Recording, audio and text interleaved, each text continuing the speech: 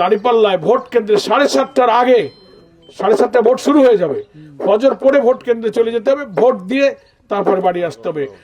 মিথ্যা প্রচার, গুজব ছড়ানো, কালো টাকা দিয়ে অনেকে ভোট কিনতে চাইতেছে, দুর্নীতি করে টাকা যাদের জমানো আছে ওই বস্তার মুখ খুলে দিছে, টাকা ছাড়িতেছে। থানার নেতার এত টাকা, ইউনিয়নের নেতার এত টাকা, ওয়ার্ল্ডে এত টাকা, সারা বছর কোনো খোঁজ খবর নাই, কেউ চেনেও না।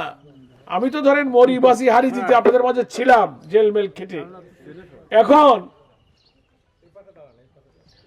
এই বিলে পানি আটকে গেল, দুঃখ কষ্ট হলো, এত মারামারি সন্ত্রাস গেল, সারা বছর 20 বছরে 30 বছরের খবর নেই। ভোটের আগে এখন 500 টাকা 1000 টাকা দিয়ে মানুষের বিবেকটাকে কিনে নিয়ে রায়টা কিনে নিতে চায়। উদ্দেশ্যটা খারাপ। টাকা দিয়ে যারা ভোট কিনতে চায় বুঝতে হবে তার অসৎ উদ্দেশ্য আছে। এই টাকা এখন যা খরচ করবে ক্ষমতায় গিয়ে আগে ওই টাকা সুদে আসলে তুলবে কিনা বলেন।